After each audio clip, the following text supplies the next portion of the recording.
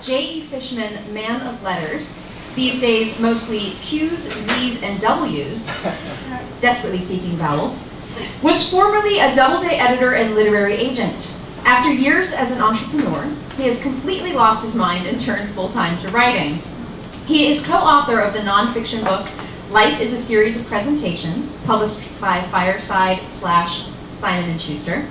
His novels in progress include the thrillers Primacy and The Summit. Is it Primacy? Primacy, thank you, okay. He is also, I did not rehearse, I don't know if you could tell.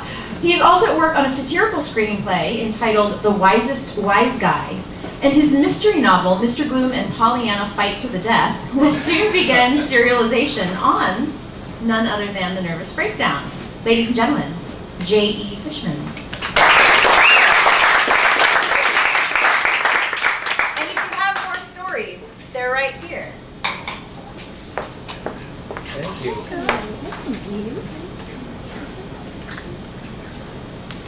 Prerequisites to adjust the mic, it makes you look professional when you adjust the mic. First, thank you to Kimberly for, this is hard work, unlike writing. Writing's hard work, but it's fun hard work. This just looks like hard work. And to Brad, the founder of The Nervous Breakdown, which just has taken off and it's wonderful to see and to be a part of it. This is a piece I wrote a few weeks ago, or a couple weeks ago, called The Age of Innocence. My daughter will be 8 years old in 3 weeks, and she's convinced she knows with great precision how the entire world works.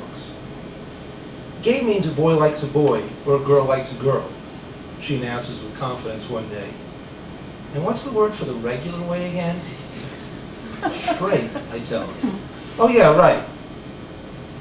How does a woman get pregnant, I ask another time. Her shrug says, duh, she gets married. One August afternoon, we took her for lunch to Peanut Butter and Company by NYU. My daughter had peanut butter and marshmallow fluff. We expected a big smile, but the bread slices were huge, and the sandwich didn't thrill her. She's peanut butter jaded, I thought. Wait till she's in college and missing the comforts of home. With NYU students coming and going around us, I had another thought and raised the subject of profanity. I requested a rogues gallery, awaiting the forbidden list that I imagined she was already exchanging with friends.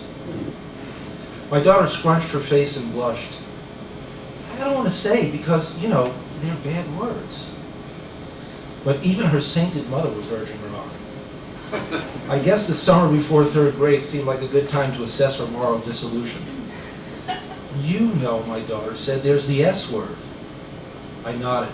What's the S word? She rolled her eyes and whispered, you know, Daddy, stupid. Of course, the S word is stupid. I breathed. What else? It's bad to hold up this finger. She couldn't extend it all the way, though. It was too bad. Why? What does it mean? We were on the edge of our seats, waiting to hear the word. She said, I don't know what it means exactly, but it's like sending a bad message to God. My wife changed the subject, and we walked from Peanut Butter and Company with unexpected parental satisfaction. Even, one might say, a certain giddiness. We live in Delaware, but in the West Village, where we keep an apartment, there are sights and sounds that don't discriminate between old years and innocent young ones. There are still some explicit video stores around, for example, shops in the village that sell sex toys and the kind of lingerie you don't see in the Victoria's Secret catalog. My daughter walks by them in sweet oblivion. There are gay and lesbian bars, of course. When we see the patrons spilling out onto the sidewalk, my daughter never asks why someone forgot to invite the opposite sex. With some frequency, we also pass a certain S&M shop on Christopher Street, and the window displays don't resemble anything from London Tipton's Adventures of the Sweet Life of Zack and Cody. We quicken our steps whenever we pass that store, but one day, I know, the leather-clad mannequins will cry out to my daughter through the plate glass. Then there are the real live people on the street. We were in town the morning of Stonewall's 40th anniversary. Crossing Hudson after brunch, we passed close to a pair of heavily made-up, broad-shouldered drag queens in heels and boas. My daughter didn't even lift an eyebrow, and not because we've had that conversation. Speaking of drag queens, a week after our curse word review at Peanut Butter and Company, we went to see Billy Elliot on Broadway, in which a couple of boys cross-dress, and the lead character's family accuses him of being a poof. My daughter is rather sophisticated when it comes to stories, having seen and analyzed every Disney show. She sat riveted and only asked 1 or 2 questions during the performance. None of these questions featured the word poof. At intermission, she declared that she already liked the show so much, she wanted to return with a friend. Her mother and I looked at one another. The script is laced with the word fuck, pronounced fuck by actors playing British minors. And there are some shits and a shite in there for good measure.